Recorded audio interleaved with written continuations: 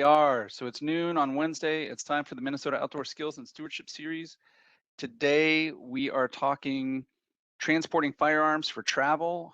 My name is James Burnham. I'm with the Minnesota Department of Natural Resources. I am in the outreach section of the Division of Fish and Wildlife. I am the Hunting and Angling Recruitment, Retention, and Reactivation Coordinator. Today's webinar is going to be done by our Shooting Sports Coordinator, Craig Kiger, and Conservation Officer, Brittany Hauser. I'm going to let them introduce themselves a bit more moving forward. I'm going to shift to the background and kind of run things behind the scenes. I'm going to turn it over to Craig. Craig, why don't y'all take it away and tell us about transporting firearms for the upcoming hunting season? Sounds great. Thanks, James. So my name's Craig Kiger. Like James said, I'm the State Shooting Sports Coordinator. I've been a firearms instructor for over 26 years now. And when I teach a class, this is something that gets asked quite a bit. So I reached out to Brittany and she graciously agreed to come and help us. So Brittany, why don't you tell us about you? Morning, guys. I'm Conservation Officer Brittany Hauser. I work for the Minnesota Department of Natural Resources Division of Enforcement. I work out of the Red Wing Station, so southeastern Minnesota, and I've been a CO for almost 6 years. Great. I imagine in your line of work, this is an issue that you come up against quite frequently. Absolutely. Not only do we just come across it in the field as we're out checking hunters, but it's a question, especially come fall time, that we get quite a bit. Okay. Well, let me go ahead and advance the slide. So just let me know when you want me to bump them through. Sounds good. So what types of equipment are we talking about? Archery equipment, that's going to be your traditional bows, your compound bows, and your crossbows. Firearms, including rifles, shotguns, and handguns. Handguns do have some special requirements, so always know before you go. And then black powder firearms, which are going to be your muzzle loaders. You can go ahead. What is a motorized vehicle? So cars, trucks, SUVs, ATVs, UTVs, motorcycles, mopeds, watercraft, fishing boats and duck boats, tractors, combines, skid steers, trains, airplanes, and then something that comes up not quite as often, but do bicycles, canoes, or kayaks count as a motorized vehicle as well? So we do run into occasionally, especially during duck season, people will put trolling motors or maybe some smaller horsepower motors on their canoes and kayaks, and that then makes it just like any other watercraft. Yep. Go ahead. All right, what does Minnesota law say? So Minnesota State Statute 97B.045 covers the transporting of firearms and the restrictions involved. So a person may not transport a firearm, including a handgun, in a motor vehicle unless that firearm is, number one, unloaded and fully cased, so no part of the firearm is exposed. So that case needs to be expressly made to contain that firearm. The case can be zipped, snapped, buckled, tied, or otherwise fastened. And one thing to note is a holster is not a legal case unless used under a permit to carry. So number two under that is you may not transport a firearm in a motor vehicle unless unloaded and in the closed trunk of a motor vehicle. Or number three, a handgun carried in compliance with sections 624.714 and 624.715. Those are going to be your permit to carry statutes. So, yep. Craig, if you want to show some examples of some gun cases that we see. Okay. So this is just a gun sleeve. It's cloth. It's got ties. So we flip the end over the stock and we tie those strings around the gun itself, and that's what totally encases that particular firearm. This is kind of a step up. It's a nice padded case. It's got a full length zipper. So it's going to protect your firearm and completely enclose it there. This is a entry-level hard case, I guess I would call it. It's pretty thin plastic. It probably would not be good to transport your firearm in like an airplane or on a train, but it would be a good way to protect your gun in your vehicle. This is a 2-gun case back here, and it's got nice foam padding inside. It's got a place for a padlock, so you could probably fly with this. It's a little bit heavier grade plastic. This big one behind me, this is made for airline travel. You can put up to, I think, 4 or 5 firearms inside a padded case, so it protects them from rubbing. But that's what the airplane likes to see you fly with on that. So those are examples of rifle cases. I've got a, this is a soft crossbow case. So it's zippered, it's got a light padding in it. And if you're going to transport your crossbow, that's the kind of case you'd minimally need for that, or a hard case. And if you're a compound bow archer, we've got the compound bow case here, and that straps your compound down inside and protects that. If you're a recurve shooter or a traditional longbow shooter, a case a little bit longer than the gun sleeve, and I didn't bring mine from home today, but you can put the bow in that and tie it up, unstrung of course, and transport that. So those are the different cases that I've used for work and for hunting myself. So, and those are just a few examples of all the different types of cases that are out on the market. It's up to you as the recreationalist to decide what type of case you want to use, what best suits your purpose. Obviously, if, as we'll get into it, if you're traveling on, trains or planes with firearms, you probably want one of those more heavy duty cases because it's going to provide your firearm more protection throughout travel.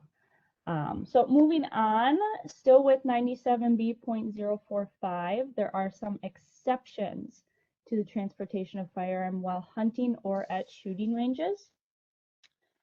So under the following circumstances, a person may transport unloaded and uncased firearms in a motor vehicle, including ATVs, while you're at a shooting range with permission, and then while lawfully hunting on private or public land, or while traveling to or from a site that you intend to hunt or have hunted that day.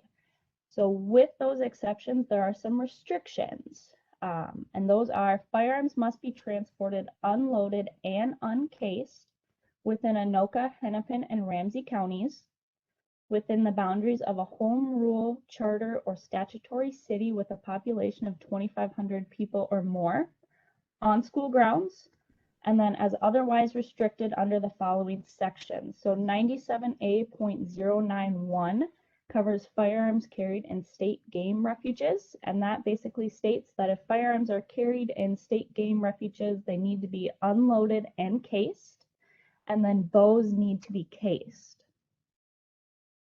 Section 97B.081, this is our shining statute. This covers artificial lights to locate wild animals, and it pretty much states that you cannot transport or possess any implement to take a wild animal, so a bow or a firearm, if you are using artificial lights to locate wild animals. 97B.086 covers possession of night vision or thermal imaging equipment, and that statute states that if you are in possession of night vision or thermal imaging equipment, your firearm must be unloaded, cased, and in the trunk of a motor vehicle. Or if you have a bow, it must be cased or unstrung and in the trunk of a motor vehicle. Now, the exception to that statute is if you are fox or coyote hunting. Those restrictions don't apply. Okay. So I haven't had the pleasure of traveling by train yet. And I just went out and did a search traveling with firearms on a train, and I found all of this information. But notification that the passenger will be checking a firearm in. Just let them know at the ticket counter that you'll be traveling with a firearm. Must be made no later than 24 hours before train departure. Call the rail company or online reservations and find out if they're accepting firearms by train travel. Passengers must travel on the same train that's transporting the checked firearm and ammunition. All firearms and ammunition must be checked at least 30 minutes prior to getting on your train or the train departure. Larger stations require that bags be checked earlier. All firearms, rifles, shotguns, handguns, tasers, starter pistols must be unloaded in an approved locked hard side container, not exceeding the dimensions. And those could change from carrier to carrier, and the weight may not exceed 50 pounds. Smaller locked hard-sided containers containing smaller unloaded firearms such as handguns, tasers, or starter pistols must be securely stored within a suitcase or other item of checked baggage. You don't want to go too small with them because they could just get lost in the luggage area. All ammunition carried must be securely packed in the original factory containers in a fiber wood metal box. And I just had a hard sided plastic case that I could put into my duffel when I traveled, and they were just fine with that. Let's see here. Passengers responsible for knowing and following all federal, state, and local firearms laws in the jurisdictions to and through which you'll be traveling. All other checked bag policies apply. Limit the number of pieces checked and the maximum weight of each piece to 50 pounds. Firearms ammunition may not be carried or placed in carry-on baggage. Therefore, checked baggage must be available on all trains and all stations on the passenger's itinerary. At the time of check-in, passengers are required to complete and sign a two-part declaration form. BB guns and compressed air guns, to include paintball markers, are also treated like firearms and must comply with the above firearms policy. Passengers failing to meet the above mentioned requirements for checking a firearm will be denied transportation. So now we're up to planes, and I traveled to Africa, and we took one of the big tough packs with us, and we had soft cases inside. So once we got over there and got on the hunt, we had a smaller case to transport the guns around with. And it was really simple. The first time we got to the airport, and the porter at the door said, "Are you traveling with a firearm?" And we said, "Yeah." And he took us right up to the ticket window, and he said, "We've got firearms to declare." And the lady behind the counter was just very pleasant. And she said to go ahead and bring out which firearms you're going to declare.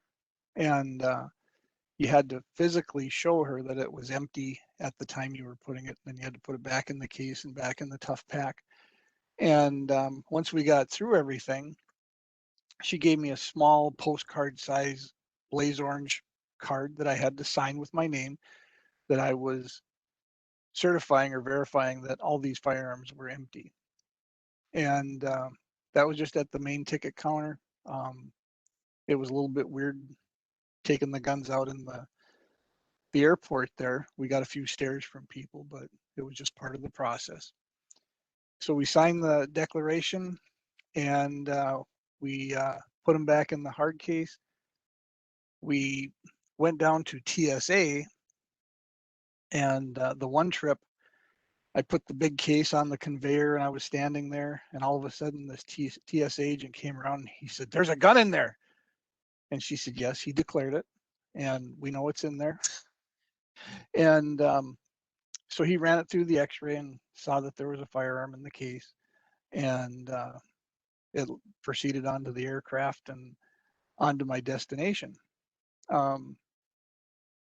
We had to have paperwork for the country that we were going to. So it was South Africa, and we had to have all that filled out. So when we arrived, we could import our firearm into the country.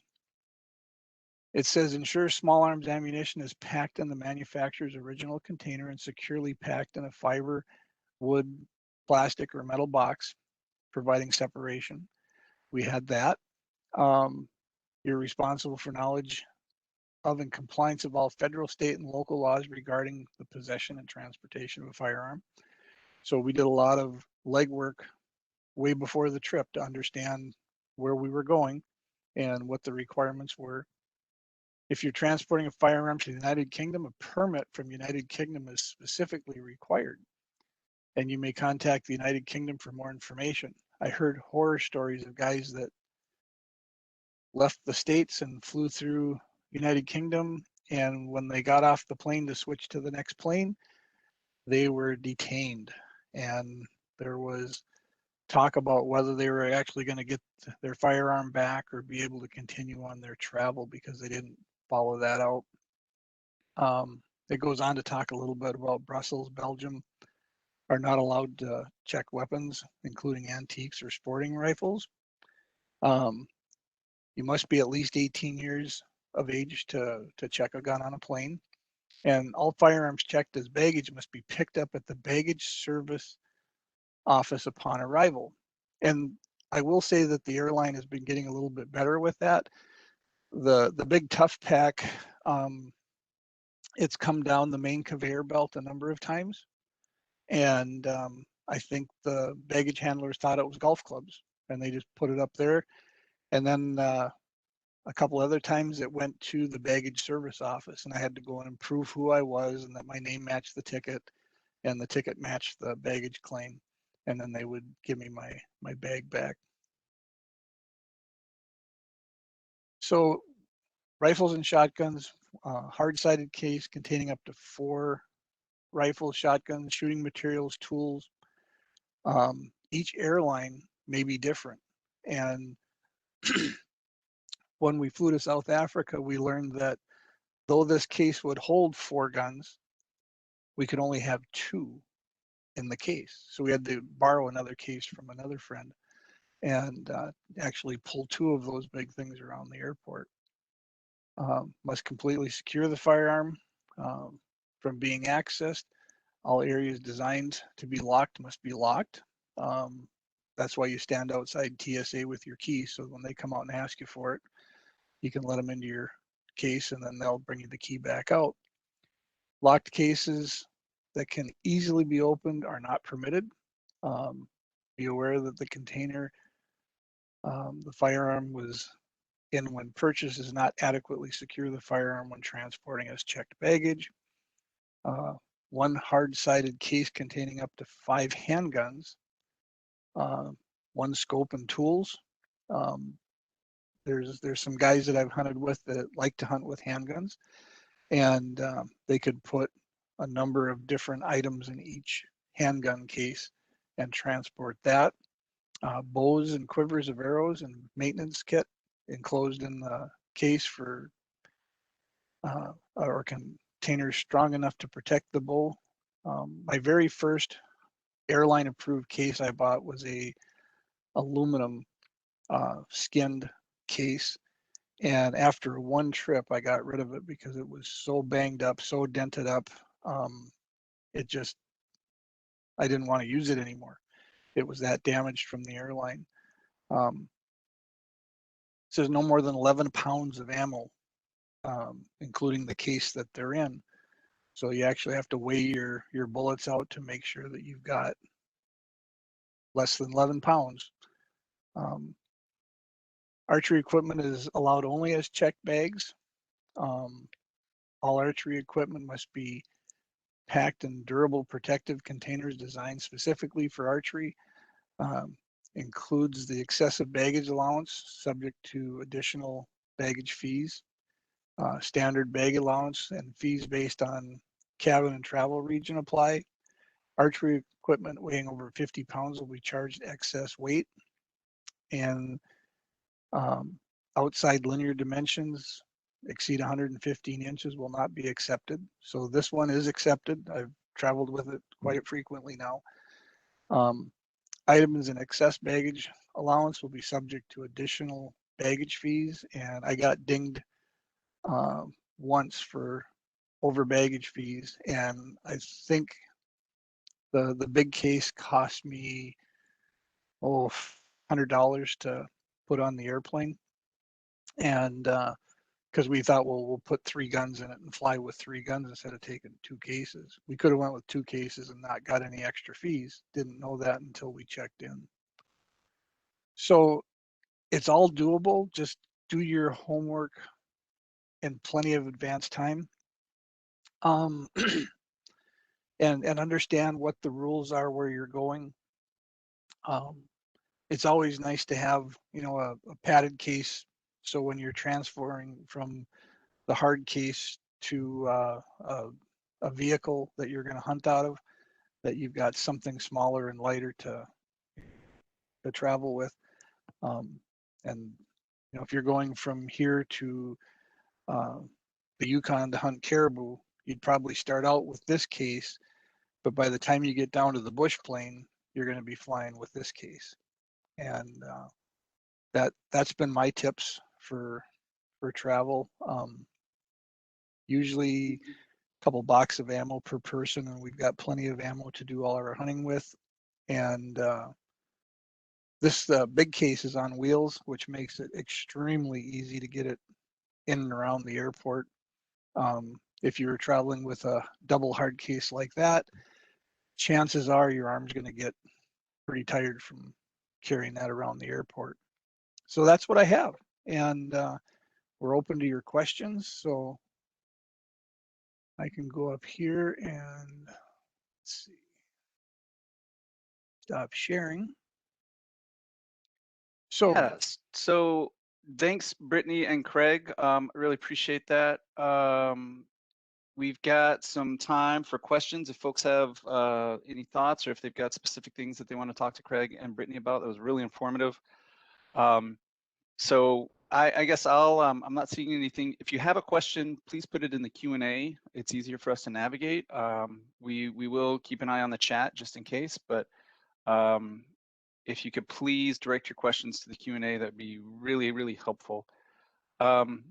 I guess I've got a really quick question, and it's one that's kind of hair splitty and just when you were talking about motorized vehicles and you had the bike, kayak, canoe question mark,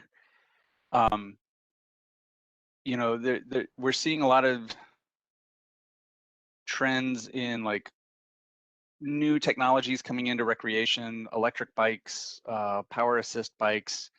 And at some point, even the definition of what a motor is starts getting fuzzy. Mhm. So, I mean, is there a general, like if there's any power assist, is that considered a motor? Or is it going to be a case by case sort of thing? Like, I mean, there's sometimes where a motor is a clear motor. It's got gears and pistons and everything else. And there's sometimes where it's like some of these new e-bikes and stuff like that, they just have these power assist functions that are powered by like a battery or something, but they may not necessarily have the technical, they may not look like a motor.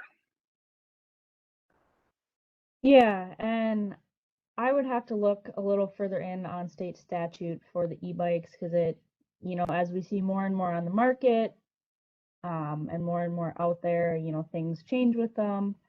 And the statutes over the years as they've become more popular have, almost every year they've changed as to what can and cannot be done with one of those e-bikes. So I don't have a definite answer at the moment. It would be something that I would have to look further into as it applies to transporting firearms.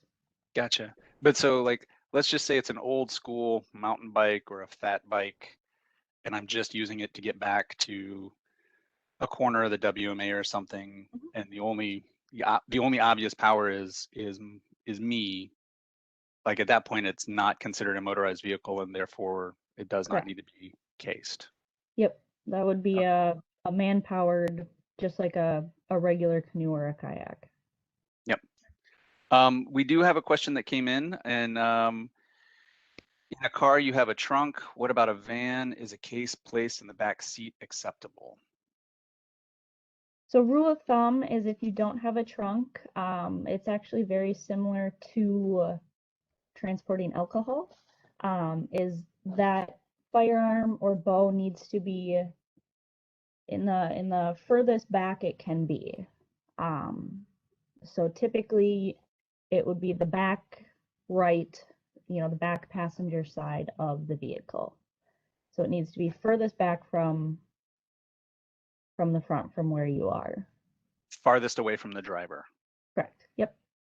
Gotcha. We got another question. When hunting on state land and using UTV or ATV to travel on logging trails, do guns need to be cased and or unloaded? Yes. Yep. Simple answer. There we go. So if you are, cased and unloaded is how we always want them. But for certain sections of land, state forest land, stuff like that, they do fall under, that public land if you are traveling to and from a hunting spot that you intend to hunt that day or have hunted, and you're not within, the 3 counties, Anoka, Hennepin, Ramsey, or a statutory city of 2,500 or more, they can be unloaded and uncased. Excellent. Okay. So I guess when I'm out there, sometimes it's not always, so sometimes when you're navigating a patchwork quilt of public lands, like there's a county park and a WMA and different county tax forfeit area, and sometimes different parcels have different rules, like different county lands have different rules, etc. And so it can be a little confusing. So frequently what I do is I will travel to my hunting site in a big padded case, a big heavy padded case, sometimes hard-sided, sometimes soft-sided. But then I also have this like very foldable mud sock or mud sleeve that it rolls up into like something like that. And so if there's ever any worries or concerns, I just throw it in there, and then I can walk around and get to my spot. I can take the firearm out, get ready, and that thing just rolls up and goes in my pocket. So it's not like it's an onerous, bulky item that I'm carrying out into the field. Yeah. So Craig's showing us how small that sleeve rolls up. So also something to think about. When in doubt, always go conservative. Always be safe. And there are plenty of options that are out there so that you can do that, and it's not lugging that big heavy case or tough pack out into the field. Yep. And as I said, we always love to see them obviously unloaded, and then cased, and that's both so that there's no question when we contact you, if we're doing a license check or something like that, and you're coming back from your hunting spot in your car or your HV or whatever, but also safety reasons and protection of that firearm. So Yep. I've seen plenty of dinged up firearms over the years, because they get bumped around and thrown around in cars and ATVs, especially if you're, going way back on a trail or something that's not maintained. It doesn't take much to ding up a firearm or a bow or anything like that. And it's kind of a bummer when you get out there and you get to your deer stand or your turkey blind or your duck blind, whatever, and you go to pull your firearm out and it's dinged up, it's scratched, anything like that. So Well, and especially with hunting rifles, I mean, you knock that scope just right, and that's it throws your off day. everything. You're done for the day. You're done for the day. It's time to go back to the range and get dialed back in, because it'll Yep. and those big trophy bucks know when that happens, because man, they show up. Yep. They can hear it through the woods. They're like, oh, I just heard a scope get knocked out of whack. I'm gonna just stroll on by at 50 yards. Yep. I've seen that happen plenty of times with duck hunters. They'll have their shotguns uncased, and they hit a wake or something, and it throws the shotgun, bumps the sights, and kind of after that, their hunt is done because their sights are Mhm. way off and they're not going to shoot any ducks that day with where their sights are at. So then they have to spend time, go re-zero the shotgun. So it's better off keep it in a case. It's going to keep it protected, and then safety reasons. That's a really good point about the duck hunters. And you can actually buy cases now instead of the soft padding that they have inside. They've got just like the float coat that you'd buy for duck hunting. It's got flotation built into the case. So if your gun goes overboard, it's going to float on the surface of the water and you can pick it back up and think, boy, was I lucky there. But, you know, if you have it just in a gun sleeve and it goes over the side, that's not going to provide any flotation at all. And it's going to sink right to the bottom of the lake. And Yep. yeah, so. And I've had that happen. I've seen it happen with duck hunters.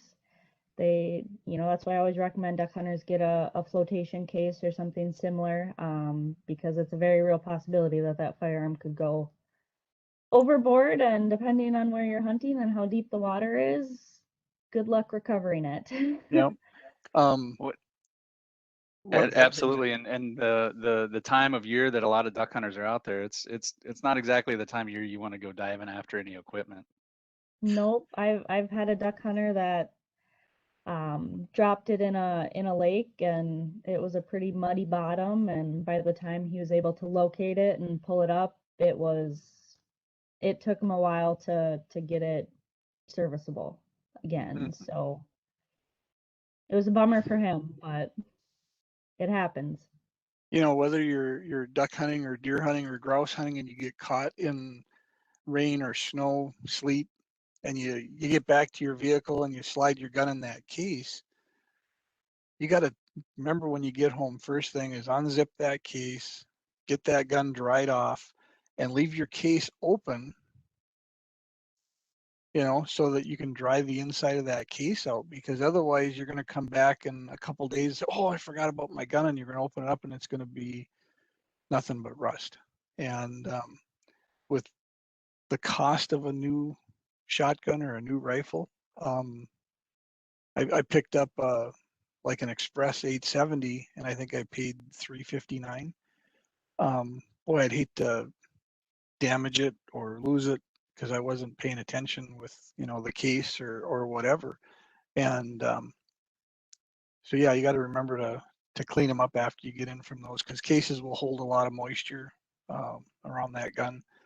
Mhm. But once you get home, dry I've it off. always I've always recommended, deer hunting, duck hunting, even if you're just out target shooting with a handgun, and you're in that inclement weather and that gun's getting, wet and dirty and whatnot.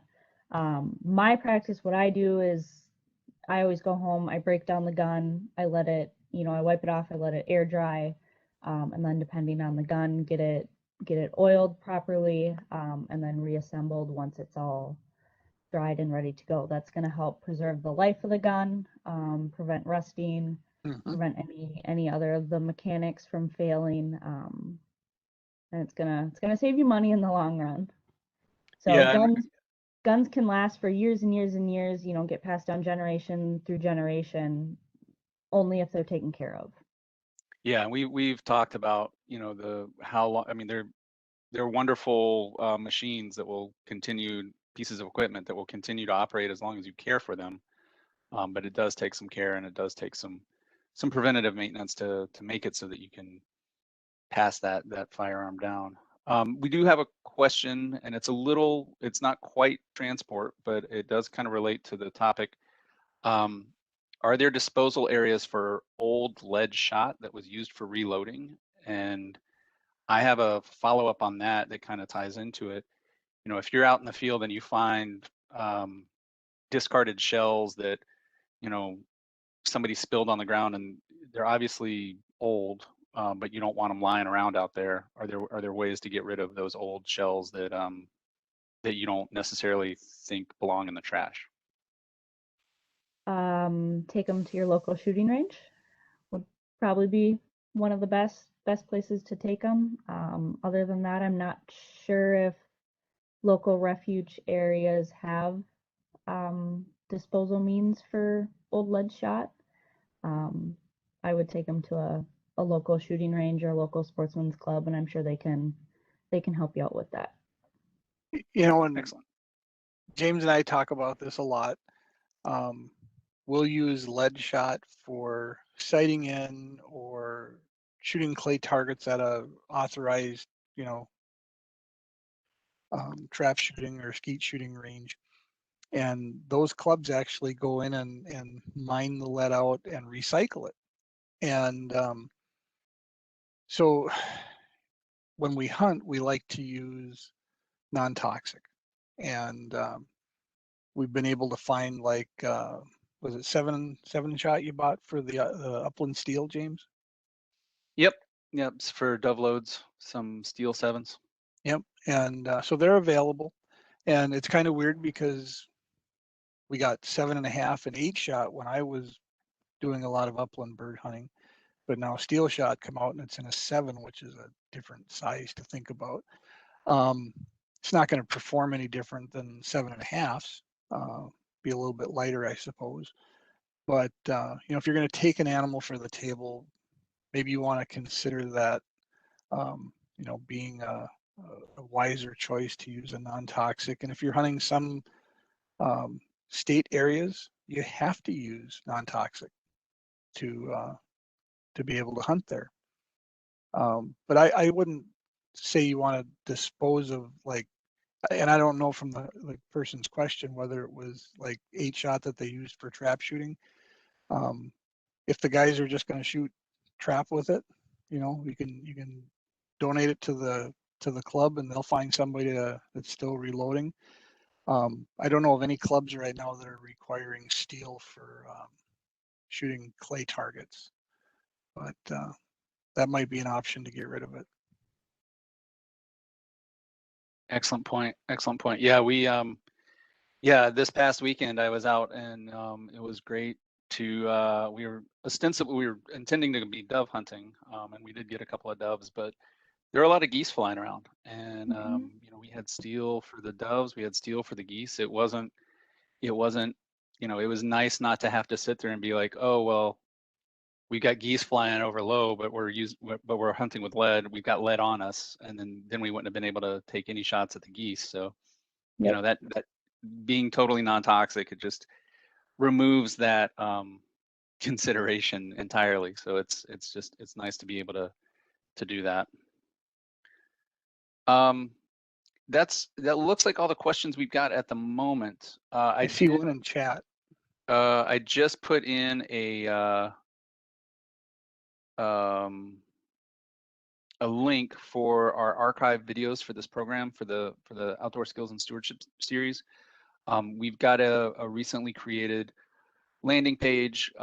As our videos get captioned and uploaded, we'll be moving them over there. So if you go to that link, if you click on that link and you'll see the upcoming schedule. If you go to the archived tab, you'll see everything broken out in terms of hunting, shooting, foraging, paddling, and you can see what videos are up that we've got. I think right now we've got about 14 or 15 of the 25 that we've done. So we're getting caught up to speed so that we can have those up as soon as possible. And folks don't necessarily have to go back to the WebEx registration page, which is what we previously had them doing. So there's plenty of content that's out there. You know, we've got 24, 25 of these up. We've done 24, 25. I think this is our 25th one. I think we had to skip one week. So we've done a couple of dozen of them now. There's been a lot of content that's been covered. We do have one more question that just popped up. Can you talk about transporting firearms on UTVs, ATVs? Would this still cased, unloaded, and be as far away from the driver and be as far away from driver as possible? Would that still be the case? In most cases, yes. Unless, you know, you're at a shooting range with permission, they can be unloaded and uncased, or if you're hunting private or public land, and you're traveling to and from your hunting spot, they can be unloaded and cased. Otherwise, under most circumstances, they need to be unloaded and cased. And that's what we recommend in all circumstances, is unloaded and cased, because as I said, being cased protects that firearm. And as far as UTVs and ATVs, you know, there's really not many areas that are far from the driver in those types of vehicles. So I always recommend, a lot of people will have the case mounts if they're, you know, transporting their firearm regularly. You know, it all comes down to, for UTVs and ATVs, what works best for you. They just need to be transported for the situation, however they need to be transported. So I would say, you know, as far away from the driver as possible doesn't necessarily apply to UTVs and ATVs. So, because with those case mounts, generally they're right on the side for most at least class 1 ATVs. That's where we generally see them, is right on the side or even up front. If there is a box, if it's like a class 2 and it has a box on it, that's where I would recommend putting that firearm. I found a really great mount, and I got a UTV, and the 2 hard cases cross over and it mounts to the back rack. Mm-hmm. And it's just a really nice way to transport them. And you just got to remember to put that cover on when you walk to your deer stand, because if it's snowing and you come back, then all of a sudden your gun boot is full of snow. Yep. But that's been a really nice way to transport the equipment on that UTV.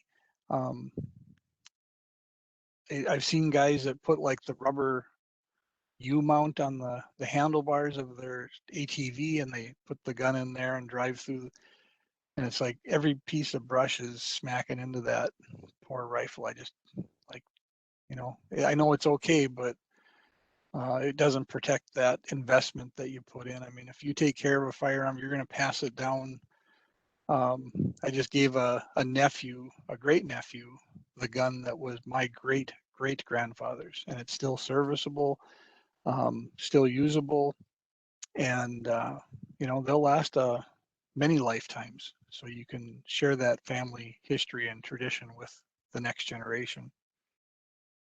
Absolutely. Well, we're coming up on a quarter to the hour. It looks like we've gone through the questions that we've got. You know, hunting season is here. I mean, dove started on the 1st, and early teal and early goose started shortly thereafter. So, you know, be safe out there, be careful, get out there and have a blast. I mean, the weather the last week has been amazing.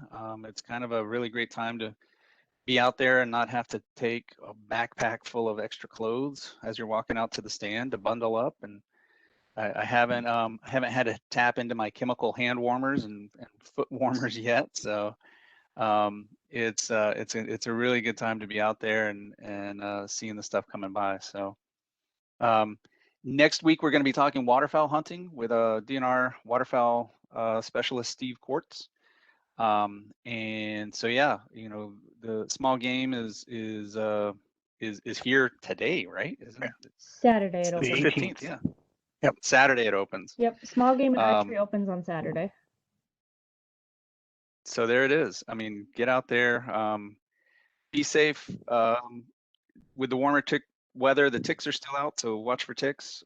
Check your dogs, check yourselves, and be safe and have fun. So Brittany, thank you so much for doing this. We really appreciate the knowledge and the perspective. And Craig, as always, great to hear your stories. So we'll wrap it up, and y'all have a wonderful weekend. Good luck out there, and we'll see you soon.